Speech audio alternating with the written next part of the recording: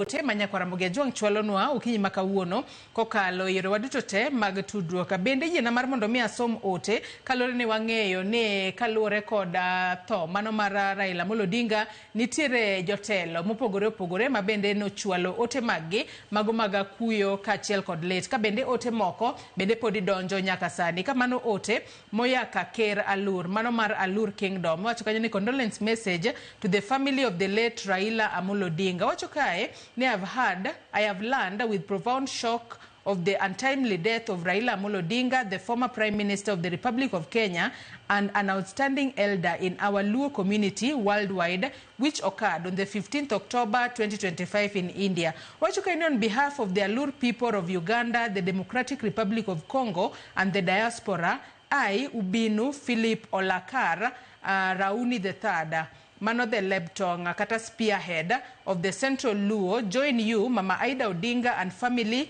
the greater Ramogi Odinga family, the paramount chief of Ramogi, the Luo community Ramogi, and the people of Kenya in mourning the passing of away of the late illustrious Right Honorable Raila Odinga. Wachukeni Raila Amolo Odinga was a Kenyan nationalist and Pan-Africanist par excellence and a true force of nature whose untimely demise shook us to the core because we strongly believed he had more of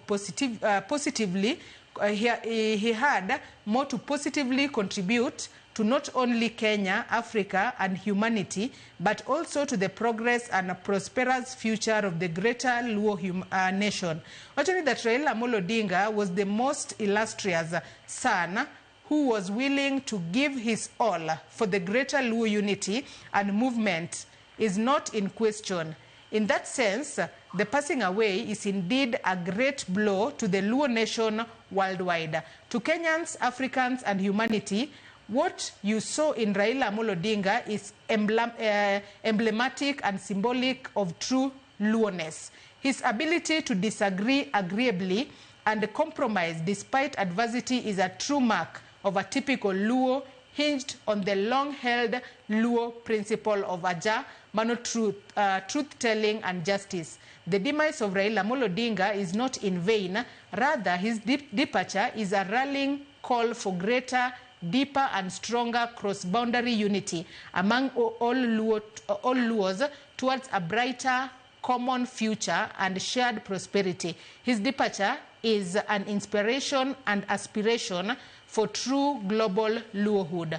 May our brother Raila Odinga's soul rest in eternal peace. Mano Philip Alakal Rauni III, Mano Ubinu pa Alur kata King of Alura, Mano Mawuoka pinyno mano mara Uganda. Kata kamano mananya kwa Ramogi juang mano ote mana somo kanyo maga chiel kuom ote mago maga kuyo ka chiel kod lit ma wamedo neno ka jotelo mawuok e pinje mopogore opogore medo chwalo. Ambrose Weda iwinjo kanyo moko kuom ote ma wamedo yudo kata bang' tho mano mara Prime Minister machon ma pacho kae Raila Odinga kendo iwinjo ote mano mara King of Alur, mano kuwuok e pinyno mar Uganda kendo ne mochung' ne joluo mago mane pinyno mano mar Democratic Republic of Congo. Ma nyiso nango kit kaka Raila Odinga telo mare ne jo Kenya kaachiel kod Africa ne piny ngima nikech wang'eyo ni lala mar Raila Odinga ok en lit ne jo Kenya kende, en lit nyaka ne jo Africa. Parni Raila Odinga ne nitiere kod lemo ka AUC mano mar infrastructure matene ni Africa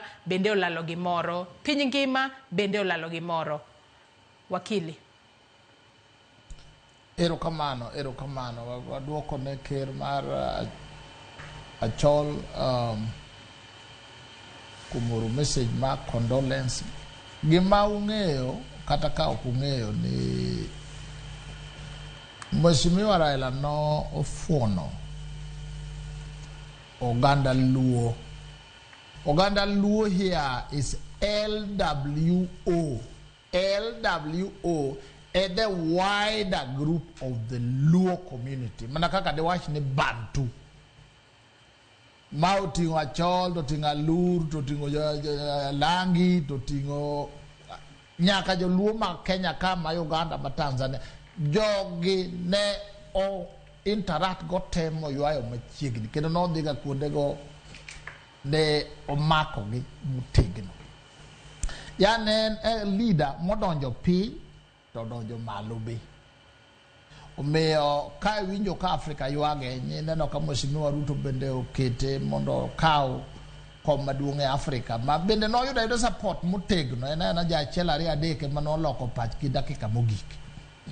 So en a leader mar Kenya, en a leader mar piny Luo, en a leader mar Afrika. E kaka medo yueyo e kaka nyinge bro medo gerore.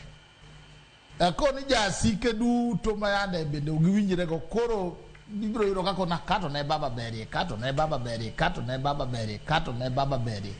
Nikech koro the legacy, the history is being written.